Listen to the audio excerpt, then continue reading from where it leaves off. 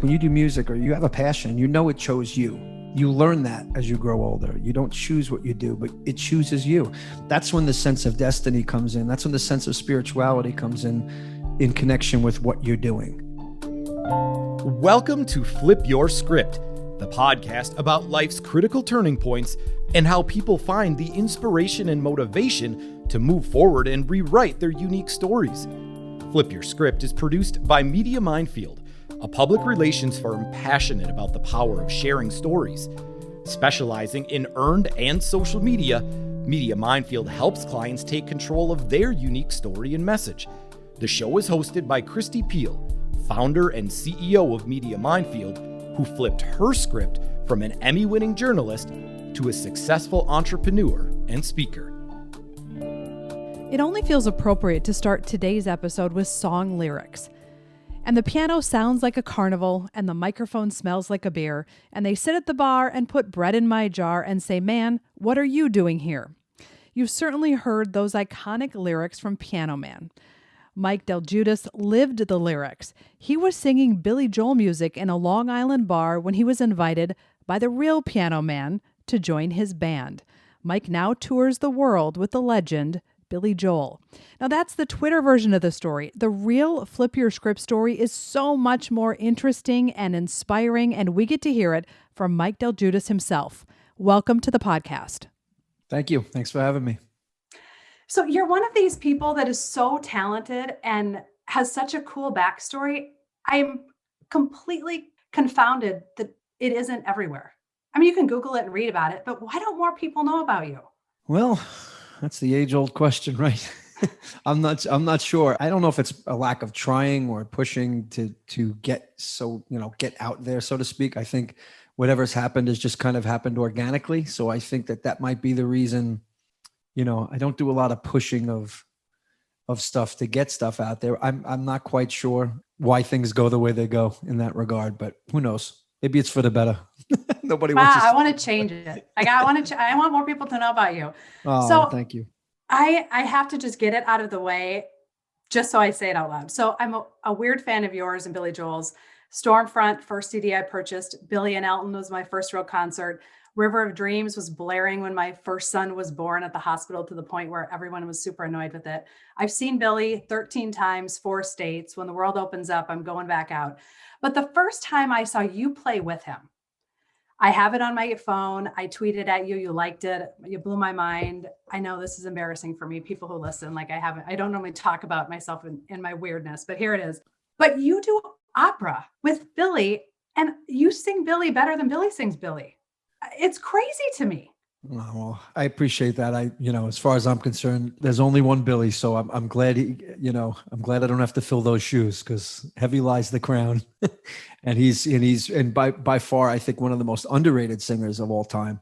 So in theory, if I'm sounding like him and people like my voice, it's really more of a compliment to what his voice came across as and sounded like, and inspired me to want to play, and do his stuff.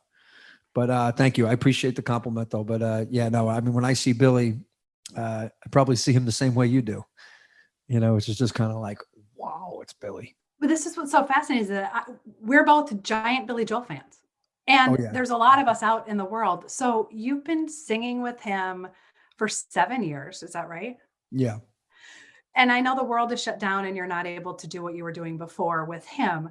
But when you see him now, and you just made a reference to it, are you still awestruck that you get to do this for a job with Billy Joel and you get paid for it? Awestruck is a great word, except it's not like I have that feeling of whatever. The feeling I get is more of just, I don't believe it still, I think.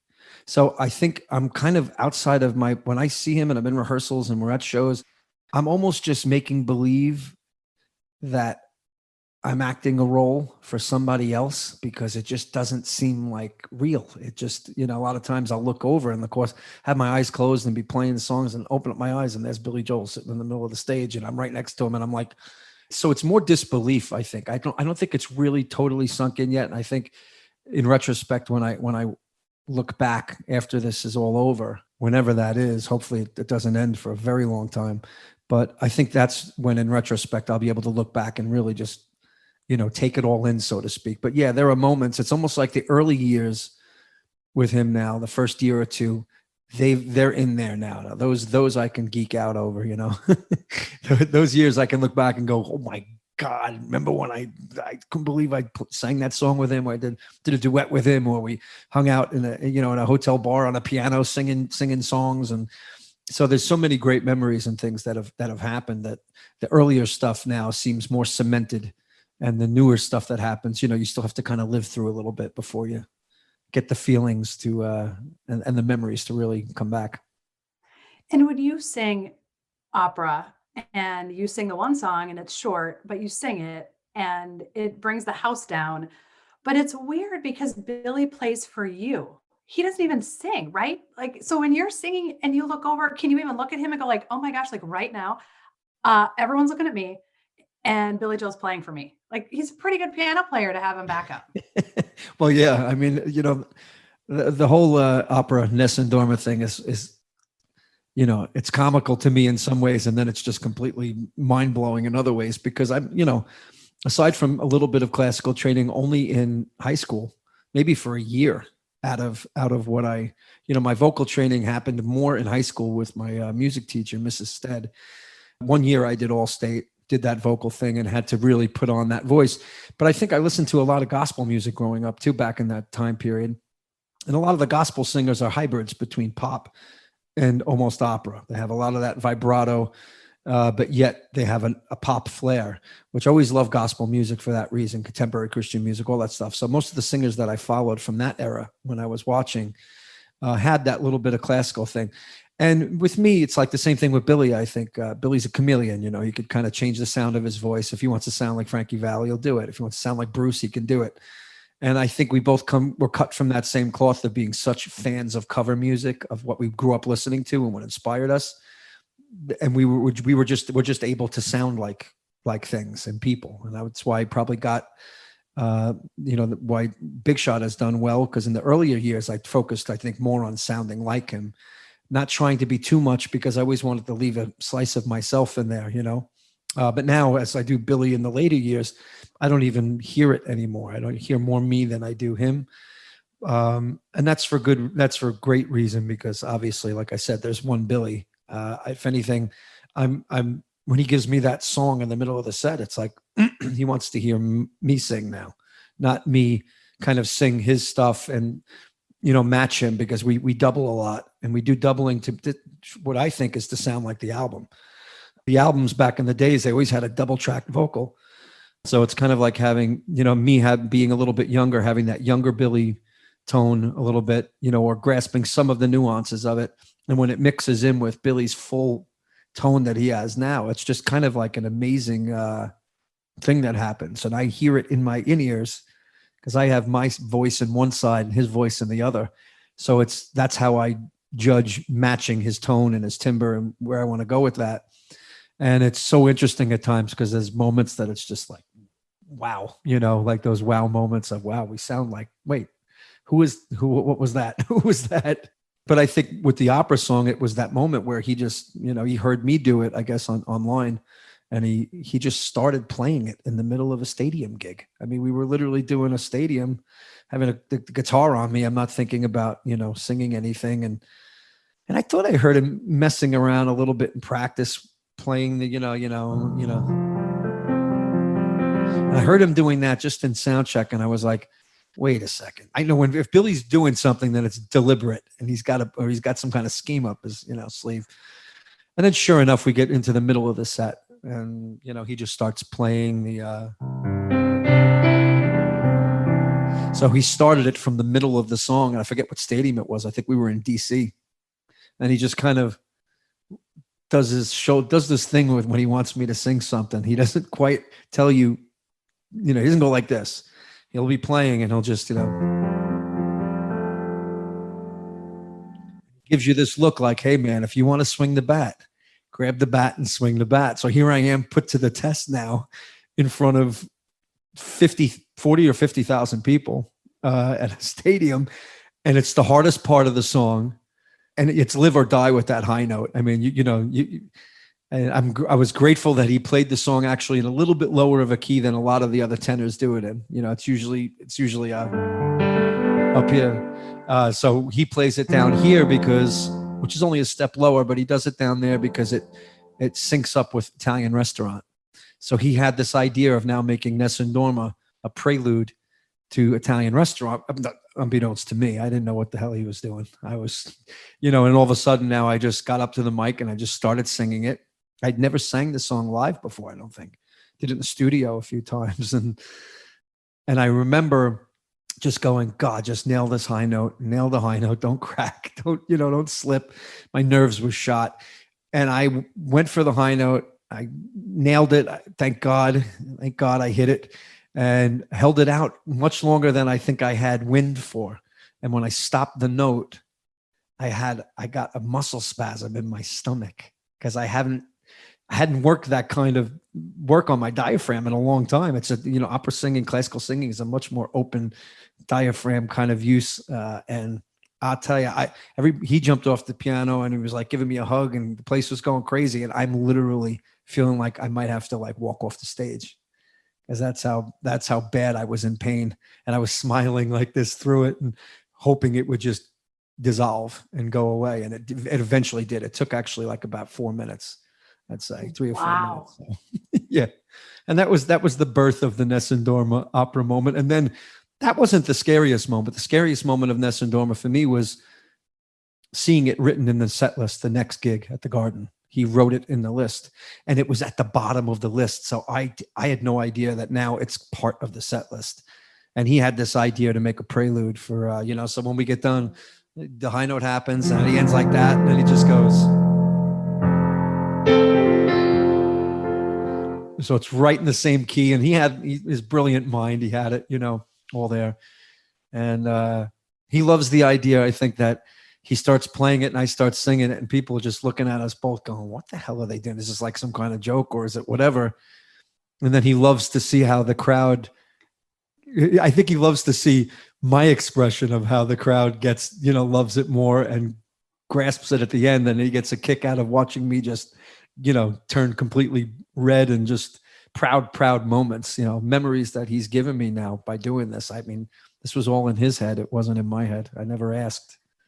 So that is such a cool story. And I think that what is so interesting about that is what I've heard from so many of the guests we've had is that, and my own life, when someone that you admire and respect, typically it's not quite at the level of Billy Joel, but someone that you admire and respect has confidence in you, you're then able to do things that you didn't even think were possible because this other person says, I believe in you.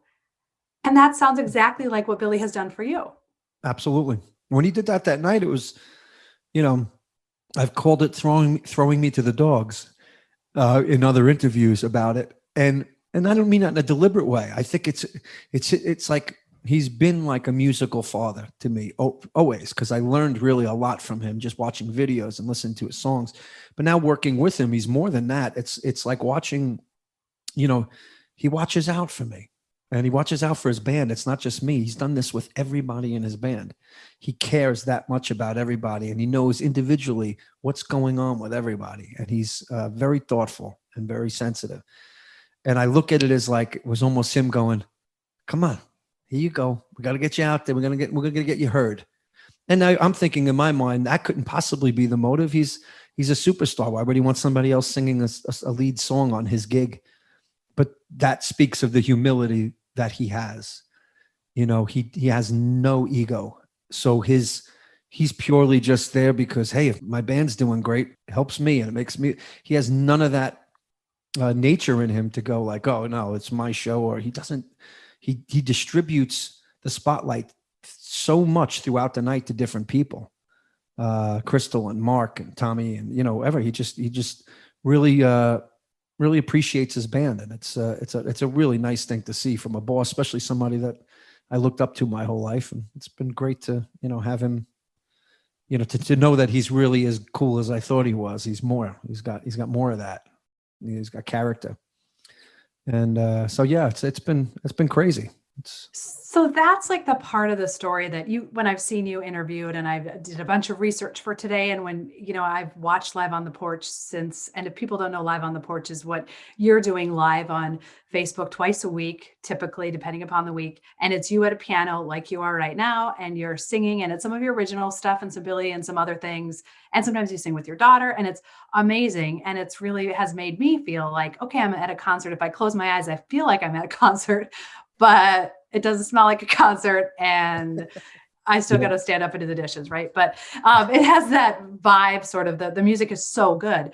But this piece of the Billy Joel out front piece is what the world kind of knows. But your story really starts kind of miraculously, like way before that, when you were a kid. Yeah. And you have had these things happen in your life throughout time. And I'm sorry if I sound like a stalker, you guys. I swear I've been. I'm sitting there waiting, going, "Oh God, what does she know? What did I'm I outside say?" of your home right now. Just turn around. No. So when you were a kid, you had a bunch of surgeries, and your life hasn't been like this super easy. Oh, look, and now he's with Billy Joel. I mean, it was a struggle and grit and fight. So let's go all the way back to you're a child and you had some health struggles. Yeah, I pretty much came out of the gate damaged. I was born, the nurses looked at me and I was jaundiced. So they knew something was up. My belly was swollen. So it turns out that as far as the anatomy goes, you have your kidneys, and then you have your tubes that go from the kidneys to the bladder, which are called the ureters. And everybody has them. And at the bottom of the ureters, as they connect to the bladder, there's these little valves that prevent urine from going back and forth, reflux it's called. I didn't have them. So they weren't there. They just simply was a birth defect, and they weren't there. So I was born, I was septic. I was dying as I was born. So they took me right away, and they had to, my doctor at the time was, my urologist was Dr. Steckler, this guy who, for the time period, this is 1971. I mean, the time period, it was like, he did some pretty groundbreaking stuff and took chances to keep me alive. And, I immediately lost function, I believe, of my left kidney. And he was able to salvage the right one. And he was able to take some other part of my body, probably down by my ankles or something. He was able to create valves, and he made these valves reconstructive. So I had like at least a bunch of reconstructive surgeries on my ureters. I had what's called nephritis, and both my kidneys were swollen and not working at the time. So they put these bags. I always had these bags coming out of my sides. That was basically the first 3 years of my life. And my parents have always told me, you have no idea, you have no idea. So I guess I do remember some things as I got into, 3, 4, 5, 6, 7, because there was always concerns with the kidney. I always had to get checked constantly to make sure everything was working properly. So, but it turned out that, I have these, good scars back there. I mean, a lot of work was done to keep me alive. A lot of decisions were made by my parents to not just kind of give up on it and be like, oh, this is too much. This is crazy. I guess they did what any loving parent would do, which is anything they possibly could. So that was a struggle that you had when you were little, and parts of it you don't remember at all. And I'm sure your parents are the ones that have the horrible memories of that. When did you find music? I think I found it pretty young. I knew I loved it young. I knew I loved music. I didn't think I had, you don't know you have a career in anything, or even whether you're capable of doing something until a moment happens. And maybe you sing a note out loud and somebody goes, wow, he can sing. Because you're young. You don't know. You're just going to sing anyway. A lot of kids sing, they dance, and some people can sing and dance. Some people can't. Some people, So I guess there were moments like that. And then I had a neighbor.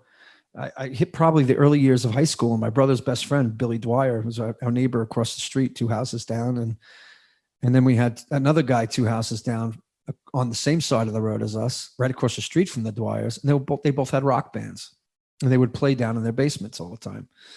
So I got really into running over across the street to both places, running down and peeking in the window, listening, watching the other band.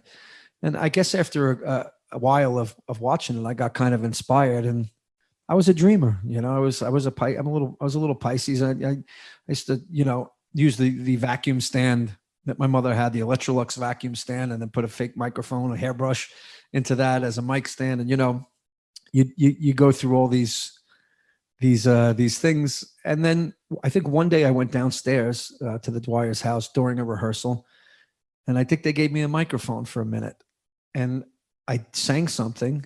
I think it was Highway Star by Deep Purple. And there's a scream, a blood curdling rock scream in the beginning of the song. And I must have almost broke the windows, and they all stopped the song, and they were like, "Are you kidding me?" It was one of those moments. I think that gave me the fire to go, all right, I like this. I want to do what they're doing. And I didn't get any resistance from my parents. I have to say that they were always behind me. My father, my mother always never, said, "Oh, don't look at that. That's not going to get you anywhere." It was never that. My parents had rough lives themselves growing up, in a sense where they got into the workforce right away, or got out of school early. And they weren't hypocrites. They weren't about to tell me, "Well, look, we didn't do this, but now you have to do this." So it was that, I think. And I got a guitar. I started taking drum lessons with Billy. He taught everyone in the town. That was my first instrument I started taking lessons on, but guitar was the first instrument, and singing was just something I think I always did. My grandmother used to take me to church. Apparently I sang in church. I don't remember, remember earlier years, gospel stuff too. Yeah. And then the guitar came. So I got the guitar, and I had a father that listened. My father listened to so much great music. I mean, so much great music. He liked everything. My brother John was classic rock, heavy rock, metal. My brother Joe is more pop stuff, Manilow, all that kind of stuff. So I was just in a musical house. My mother would walk around the house singing Barbra Streisand. She would put on these little concerts for us, and we would sit in the living room, and she would hide behind the door and hit the high notes because she didn't want us watching her when she hit the high notes.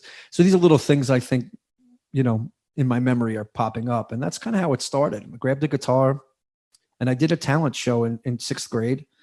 I grabbed this guy down the block that I knew, Dennis Capella, who was a drummer.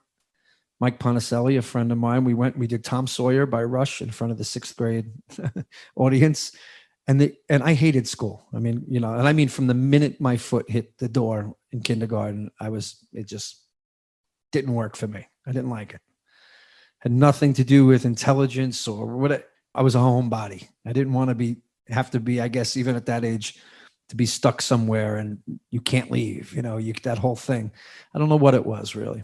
And that was the first time, that talent show, I think, hearing the crowd scream after the song, I was like, okay, I'm shy, I'm whatever, but I think this is going to be my way that I can at least fit in.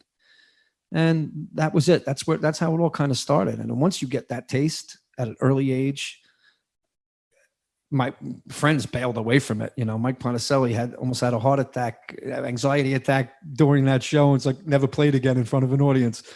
And I guess those are the make or break moments. And that was the moment for me where I was like, oh yeah, I'm doing this. I got to do this. And kind of went from there. It's really interesting how someone who you describe yourself as shy, but you're shy and would rather be at home, but you're totally comfortable on stage with tens of thousands of people watching. And a lot of musicians have that kind of dichotomy happening. Can you talk about that? Because for those of us that don't understand that, it just doesn't, I can't make them compute because it feels like opposites. I think for, if other people have a similar personality to me that have that same, dichotomy that you're talking about, I can only say that it's hard to, it's like fake it till you make it. You know what I mean? You kind of just, when you do music or you have a passion, it chose you. You learn that as you grow older. You don't choose what you do, but it chooses you. That's when the sense of destiny comes in. That's when the sense of spirituality comes in connection with what you're doing. And I think when you feel like you have something divine or something on the outside going, yeah, this is what you're doing, whether you like it or not. And if you don't like it, I'm going to make things happen. You're going to have to get used to it. And for most of the early part of my career, I probably performed 90% with my eyes closed. Really? Yeah. I was never a showman. I was a songwriter. I was a singer, and I loved to do what I did, but I was still embarrassed to do it out in front of people. And the only way I felt not embarrassed was when I got a sense of acceptance from as a kid from the audiences that listened. And that would keep refueling my confidence to a degree. But I guess other people might not view me that way. I guess I might just view how I felt in those moments. If people were watching me, they may not have felt what I was feeling. And they may think that I was exuding some sort of confidence if I was even able to go up and do it. But I don't know why that happens. But I know that through the course of doing Big Shot and other bands and my original stuff for, in front of big audiences, I learned that, and I love acting. And I've only had a few things happen with acting because I've only pursued music. I haven't really pursued that side of it, but I love it. Something I always felt I was born to do in a sense. But then I realized, okay, I'm going to have to, that whole fake it till you make it thing. I think there was a point when I actually said, Mike, you're going to snap out of this. You're going to open your eyes and you're going to step out of your comfort zone. And you say that you can act, right? That you would take an acting job. Well, guess what? Make believe this is an acting job. Get up out of your chair, grab the microphone and go run into the audience. Now you want to talk about, that was the beginning for me of realizing that the entertainer part is the acting part to a degree, but there's plenty of real feelings in there, but a lot of anxieties and fears, and you're pushing through stuff. But because you realize that the audience doesn't always view you the way you view you. And I realized that to them, I was a lot larger than I was to myself. And I had to act well to bridge that gap and at least get to where they saw me. I had to at least act that part. And I think as you do things like that, and as I started to do that, I realized the joys that come from it. And I realized the treasures that kind of came from it. And I realized a new sense of acceptance and confidence by running out to an audience, and people just, you could see it in their eyes. They were just like, oh my God, and I'm like, I'm just looking, listen, this is me we're looking at here, right? I don't think that way of myself. I can't watch myself 90% of the time. I just very uncomfortable with all of that. So it really was more of an acting thing and putting it out there. And as I did it though, it started to become part of who I was as a performer. Those are the moments I think that really projected me. And there was a band also in 1998 or 9 that I played with, Kid Gloves on Long Island. But I think it's a process. And I wish that I could understand why that happens and how we somehow break out of it. But I think it's almost like the Billy thing, like Billy pushing me out, just going, go ahead. You can do it. You got this. You see, you got it. And that's those little steps. And I have taken them for myself over the years, but not many. But I knew I did reach a point where I was like, Mike, you either start getting a little more exciting or, show a little more excitement about what you're doing, or nobody's going to want to watch you at all. So you reach that point where you realize, okay, I sing and I play and I write and I do that, but you're not a performer yet. And you're going to have to be a performer if you want to.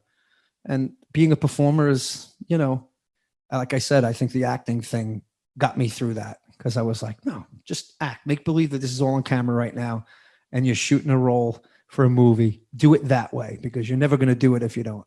And I think those kind of little things that we put in our heads to push us might have got me through that. But for the life of me, no, I can't really, with that huge long answer, I can't really answer your question. Well, what's so interesting about what you said is that God did not give me a musical gift. I love it. I can't play it. I can't sing it. And so thank goodness it's super loud in the stadium when I can sing along with Piano Man and nobody can hear me, because I love to sing, but it's horrible. But for me, I'm a words person. I'm a story person. And that's why I think Billy Joel's music I love so much, because it's stories. Your original stuff also really into stories. And the stories that we tell ourselves and the stories we tell other people are so important. So when you, as a child, when your parents said, yeah, go do music, your life probably would be very different if when you started singing or when you were in that basement and someone said, whoa, you suck. I mean, you could have, gone down this whole other path. And then the stories you told yourself were positive and like, let's get out there, let's push ourselves. If you wouldn't have done that, your life would have gone a different direction. And because you did all those stories were well-meaning and aligned and positive, you could get to the point where someone like Billy Joel could say, hey, I believe in you. And the voice in your head went, all right, if he believes in me, let's see what can happen. So I just think the power of words and the power of story, which is the reason there is this podcast, it's just so powerful. And your story says that beautifully. Hmm, thank you. Yeah, it's been quite a ride so far. So I'm grateful. Very. You've talked about Big Shot a couple of times, and Big Shot is the cover band that you were doing in Long Island when Billy's band members came in, and then eventually that led you to him and him to you. Right now, you're sitting at a piano. You played with where there's no one else in the room except maybe some family members, and you can see people commenting. You've played in giant stadiums. You've played in a bar where you can interact directly with the audience. You've played in the Dwyer's basement. What setting do you prefer the most? I think the different bands and different ways that I present myself, I have different gigs that I prefer. So with the Billy thing, I like the arenas. Stadiums are great. They're more people. But there's something about the intimacy of a closed-in building, where the energy is palpable and your roof can blow off a place, and the noise and you really get that reaction coming back at you, and you could feel it and you can hear it all. So with Billy, I would say like Madison Square Garden is you can't top it. We've done millions of stadiums. I have some stadium gigs that were very memorable to me, maybe even more so than the Garden for a moment, but never the full on, it's the home team. We're the home team there. Billy is like, Billy's the Yankees and I'm a Yankee, And you can feel it when you're sitting there. So the best gift I ever received was my husband gave me 9th-row tickets to Madison Square Garden. Yeah. And so we sat there and we turned around and there's Sarah Jessica Parker sitting behind us. And I was like, oh my gosh, like this is crazy. But like the New Yorkers take Billy Joel and the music like next level. It is the Yankees home team. I can't imagine what it would be like to play in that place. Yeah, it's the audience, they know you're there for them, and you know that they're there for you, and it's a marriage that just happens. And it's like the Yankees playing at Yankee Stadium. That's all, as opposed to going on the road. We don't get booed when we're on the road. Don't get me wrong, but the difference in energy for the most part, the Garden just hands down wins. They're screaming before we even go on. It's just it's just everyone's pumped. Yeah, we've met quite a few actors, actresses. They all love to come. They all love to see Billy play. That, again, testimony to Billy and what he's brought to the universe. And he said about you that you have kept his music alive and kept his music kind of relevant at different times when he would take a step back over the years. Do you feel like you have, when this, the legacy story is written, that Big Shot and what you've offered will make a difference in the long lasting impact of Billy Joel music? I don't know. I don't think so. I'm of the opinion that, if it wasn't me, it would have been somebody else, because his music is just that powerful. I look at it as maybe we grabbed the idea earlier than most people. So I feel fortunate to have done that. And we were on Long Island. So I would say only on Long Island, if there's ever any bit of what you just said, it would probably just be on the island, because that's where we were making our presence known, or wherever else we traveled to. But most of the time it was New York at the time. Back then, it was all New York gigs. So yeah, I mean, on the island, it was something that, but Billy didn't need help. I think what we did do possibly was on Long Island, we introduced Billy Joel to a lot of younger people that maybe would have missed the Billy boat, and what I saw was every 3 years we would have this turnover of all new fans. Like we would do 3 years, we'd be killing it. We'd have 1 year that was kind of and then all of a sudden the next year, a whole new audience killing it again for 3 years. It's a generational thing. People, the college thing, they go away to college, they would come back. Then we have that group of people, and Billy's music just covers such a wide variety of ages. So I think that we did on Long Island, it was nice to get to see a lot of the younger people. We had such a mixed crowd. You have your grandmother in the room, your father in the room, your child in the room, all together, families just listening to this music all night long. And that's Billy. That's the power of his music, and it has the ability to do that. So, I think that we maybe help just keep it in the awareness of some of the younger people on Long Island. But I mean, I think, like I said, if it wasn't me, it would have been somebody else. It's, Billy's music, is driven by destiny as well, and has to last. It has to be out there. So I brought my teenage son to a concert, and that was a fantastic moment, because to be able to share something that has meant so much to me, and different points of my life. It's like Billy Joel's like the soundtrack of important pieces of my life with him was really important. But you sing with your daughter. What is that like? That's really cool. Yeah, I don't know. It's strange, like it's because I think she threw me off guard. I always knew she could sing at an early age, and I would put her in the studio and do a Kelly Clarkson song. I've some clips of her. She sounds like a little munchkin, singing Kelly, but always had a good voice. So a couple of years went by, and she was at school, away at school, and I remember I went and did something with her where she was. And I heard her grown-up voice for the first time, and we did Hallelujah, and I remember she asked me, the song Hallelujah?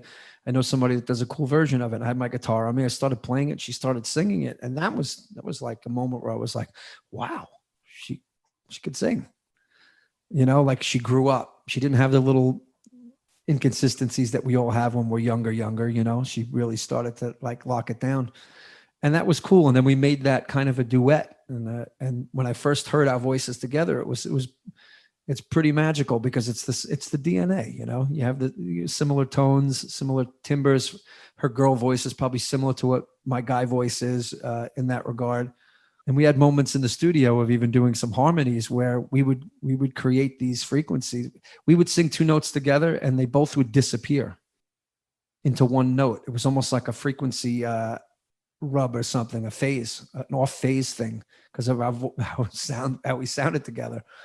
And that happened a few times in the studio. Yeah, it's really exciting to be singing and look over. It's proud. Obviously, it's very proud moments to look over, and then she's requesting songs that I would request for her. So it's not like she's showing her age, and you know what I mean. No, she's legitimately liking the music that I like. So it's a cool thing. It's proud moment as a father for sure.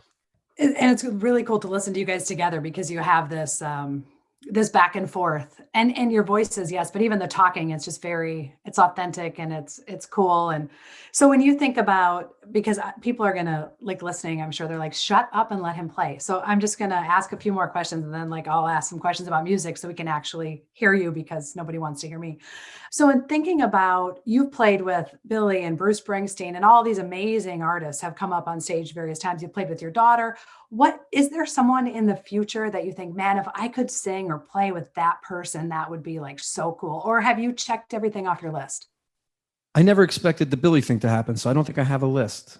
So, there is no list. I mean, when you're aiming low, and you get plucked out of this universe like this, you just kind of like thankful for, there was I recently got an invitation to audition for a very well-known rock band. Obviously, I'm playing with Billy right now. So, and I obviously said no, but to even be on the radar now of some people is really it's an honor. That kind of stuff is whatever. I mean, where can you go? I mean, I can only think of a few things that none that I would want to do more than Billy. If I'm playing for somebody else, the only thing that I think I would want to be different was just that eventually I just sing my own music and have a level of success to that where I could just do that. That's different because then I'm being me, and that really feels great to just be able to work out who I am. Get to the bottom of who I am as a writer and an artist. I'm proud of the cover thing. I'm proud that I can sound like other people and do other things that'll always, that knock on wood, hopefully earn me a living doing it. But yeah, to be able to just kind of be yourself and just, do that thing that's a little more rewarding, I think, Your dream wasn't to someday I'm going to go play with Billy Joel. Never thought that would happen. Never. So when it happened, you were like shocked. But had you at 20 said, someday I'm going to do that, and if you were playing with, I don't know, someone that is not as awesome as Billy Joel, but still really good, you'd be disappointed, even though that was still good. So do you think that there's value in what we can learn from you is that it happened because you were in the right mindset and you're doing things for the right reason, not because you'd be disappointed if it never happened? Does that make sense? Yeah. But I think ultimately I put more of the universe and the destiny thing behind what's happened to me, more so than what I could have projected to have wanted, hoped to have had. To me, when God does things in your life, when the universe, whatever you want to call I don't tell people what that should be for them. but that outside source that you just know gave you a push. When that kind of stuff happens, you lose your expectations. What you learn is that the things we expect or we want to strive for aren't always the things that maybe the universe has for us. And that could actually be fighting against what happens to you. You know, me doing the cover stuff all those years, just thinking, man, this is a dead end. I'll always make a living and I'm proud of it. And I love doing it, love audiences. But it's kind of like, this is as far as it's going to go. I'm in a cover band. This is going to be it, you know? And then when something like the Billy thing happens, that's when you realize there's something else out there that's working on your behalf. Someone out there, something that said, okay, you were good you did well in the small things. Now we're going to move you to this now. So I don't know what those next stages would be, or whether I think it would just be to continue to just let the universe and God do what he does in my life, as opposed to me striving for stuff. Because what I've noticed in my life most of the time is the things that I strive for, even if I attain them, I spend so much time trying that I'm just burnt by the time it even happens.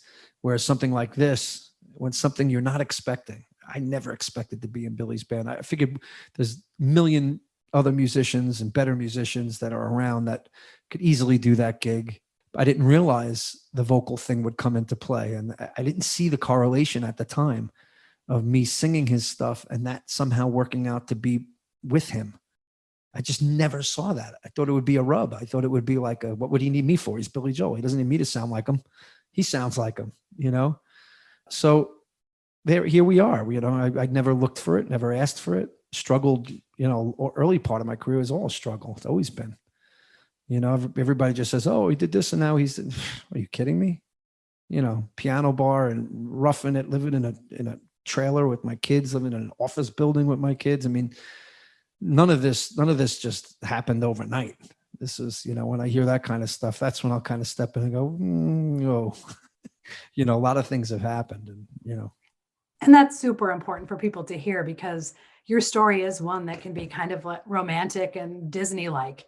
And that's not real life. Real life is that it takes all of these years of work and perfecting your craft and your passion and being open to what could happen next. Because I'm with you. I think that you have to be open to what the universe, what God can give to you.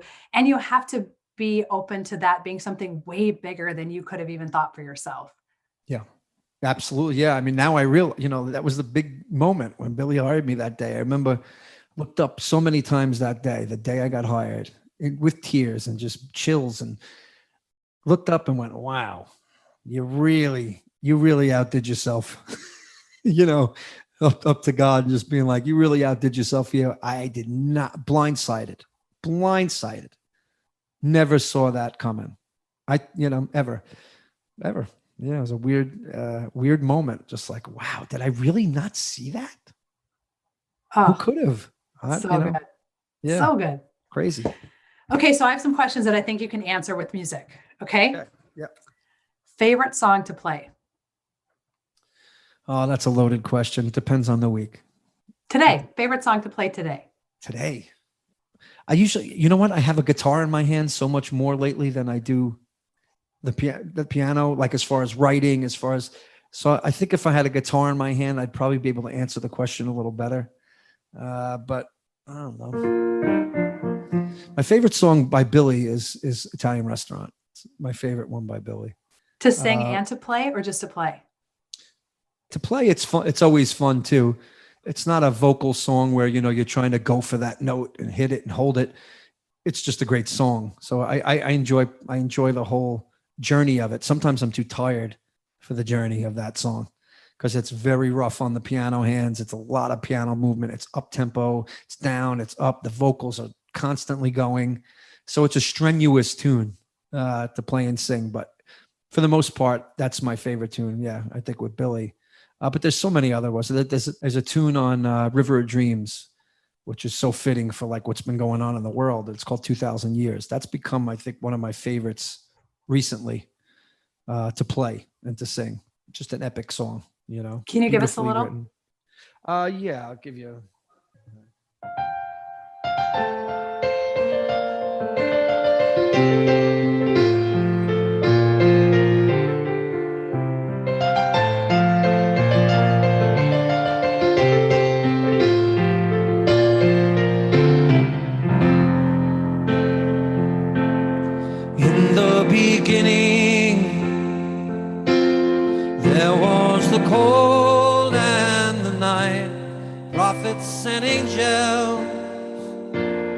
gave us the fire and the light.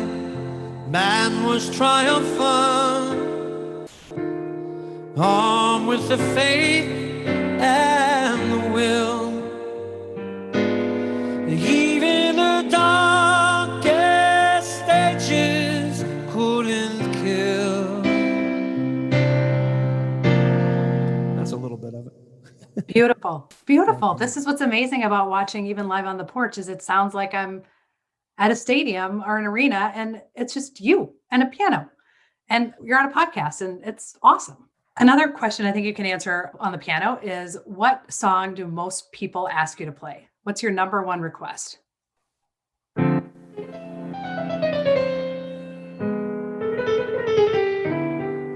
That one and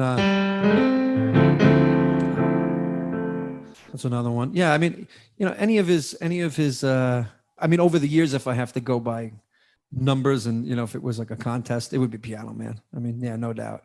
I've been hearing that since I did Piano Bar. So people would just dangle their dollar bills, over the tip cup and be like, Piano Man. Yeah. Do you get sick of that? Like, do you get sick of playing the same song over and over and over again? Or is there some fun you can have within it? Yes. I mean, there are moments you do. Like if I'm doing a lot of shows in a week, or in a month, and it's similar songs, the same songs. Yeah, of course, you go on autopilot. You can go on autopilot for a while. It's always nice to play different things, newer stuff. I mean, I've always made Big Shot not just a Billy thing. And I think that was the reason for that, is I wanted to keep Billy's stuff fresh because that was the bulk of what was earning the income and bringing the people. So I think it's that.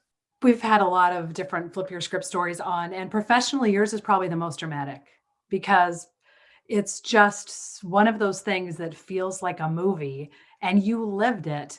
This is why I don't understand why more people don't know who you are and don't know your music, because it's not just a cool story because like, look, Billy chose me. It's like Billy chose someone amazing who can sing and who is doing really cool stuff on his own. So it's just an honor to have you on.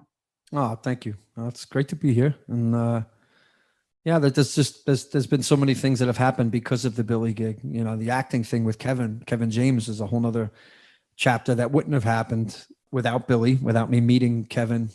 I mean, me and Kevin went to the same, we lived in the same area, went to the same bars. He used to 10 bar at a place in Setauket that I used to go to. And I remember seeing him there then. And then when he got famous, I remember going, he looks familiar, and it turns out it's Kevin James. But me and Kevin became friends just from Billy and being at the show.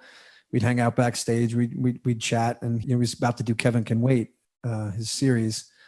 And then that started happening. And I told him, hey, look me up. And so I started doing, he called me in when I was in London with Billy, and he was in need of a theme song for the show. And they were ready to do editing already. They needed the song.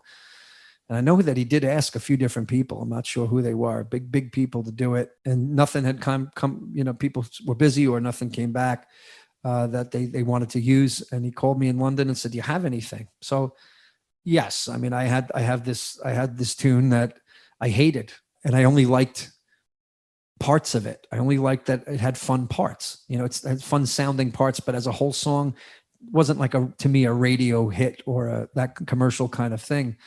So, but it sounded the most like all they need, for a sitcom, all you need is 20 seconds. All you need is the first, come out of the gate with a verse, chorus, or a little hook. So I ended up sending him Ordinary Guy, which was originally written for me on a guitar and then went to piano. It was just this little, and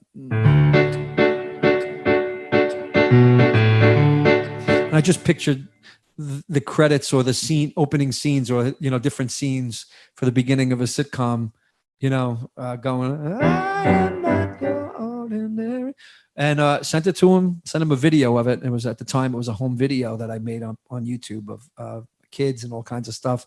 And I think that's what they were going for with the show, was real wholesome, old school sitcom, so to speak. And he played it for his wife. His wife loved it. 40 minutes later, it was the theme song of his show. So that was some great moments. We spent a lot of time.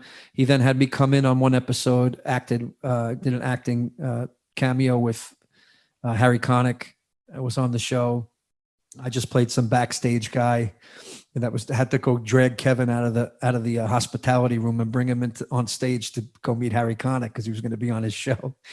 So I had that little role, and then I got a call throughout it all, I was writing music for the show.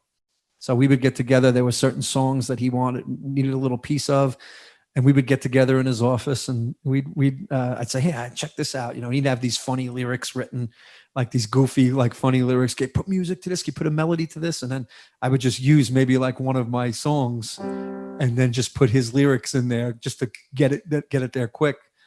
And then I got the call and found out that they were doing the season finale with Adam Sandler, Chris Rock, Kevin James. And then they asked me to be the fourth guy. And basically that was an amazing call. Cause I was, like I said, I love acting and I love so it was a real great experience. I was getting wigs thrown on me, and we were like the whole premise was we were the rock. Kevin used to have a rock band back in school, and I was in that band. So there was, Chris Rock was more like, the rap guy. He did the rap stuff.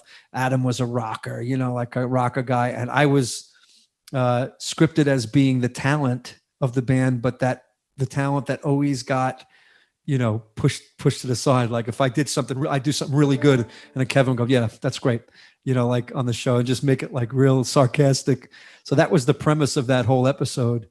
But that was a day and a half, man. I mean, that was the best. It was like we were shooting that episode, and in between every take, I'd be performing for the whole crew with Adam. Me and Adam just had his guitar, and here's me and Adam Sandler just cranking out tunes. And when I love watch, it's a proud moment for me. So I love watching back that episode every once in a while. I don't like to watch it a lot because, like I said, I basically only see and only hear what I do wrong. I'm like a lot of expectations for myself and to the point of micromanaging myself to death and put myself in bad moods over it because I just think I suck.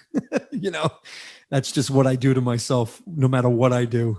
Get it better. You could have done that better. That could be better. That sharp there, you flat there. Get that right. Hold that out. Like I'm crazy with myself. So meeting Kevin and doing all that and being able to have a couple of lines in that show and be part of that whole episode, I sang.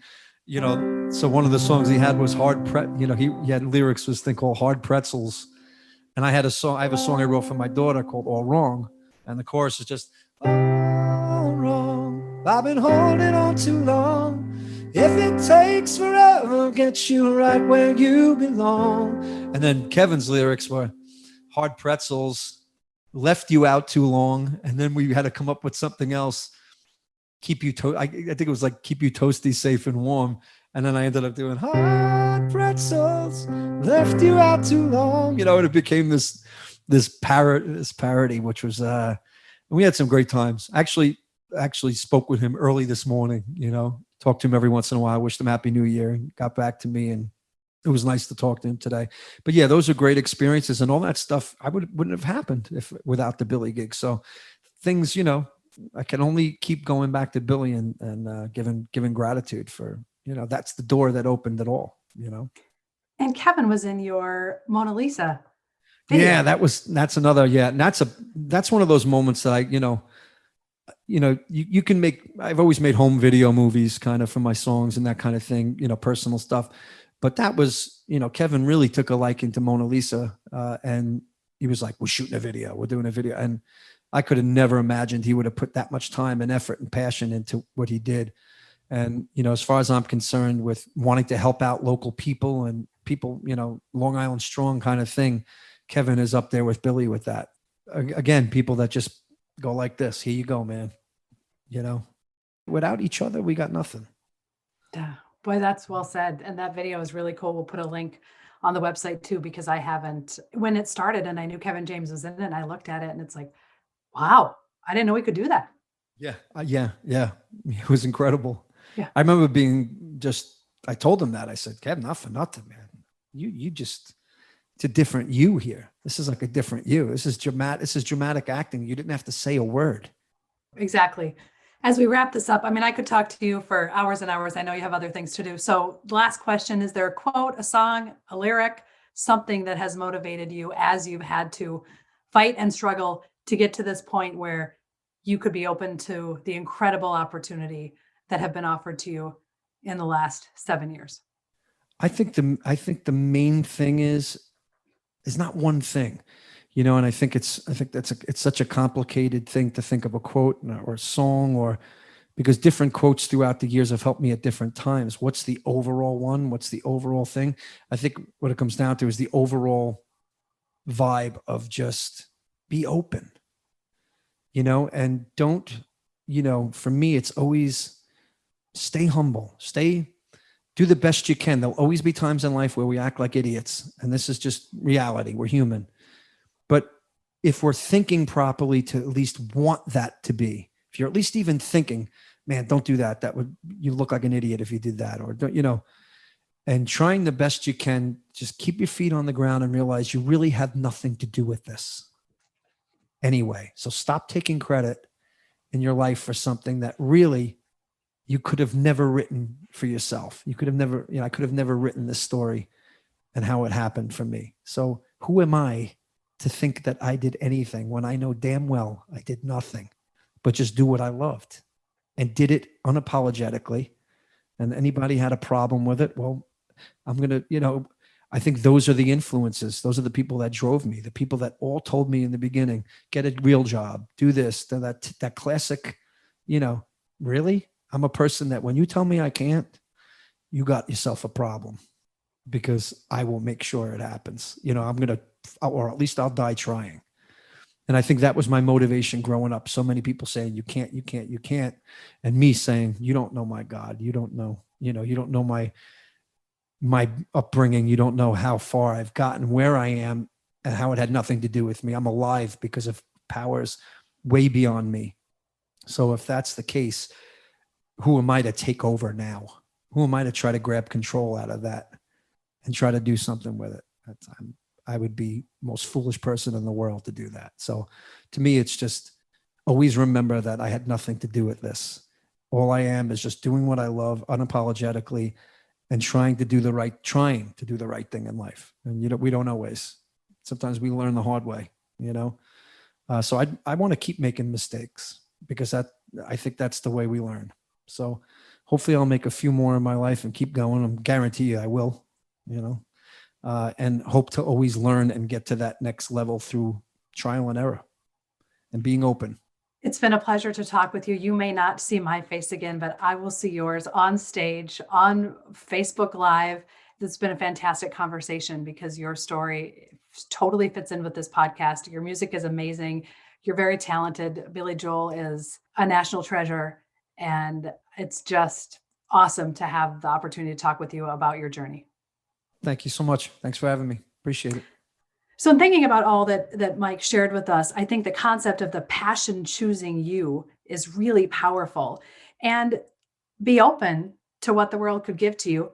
Be humble in all things, and be Billy Joel for someone else who's in your circle or in your own home. Look at and say, you know what? I believe in you. Go out, give them an opportunity.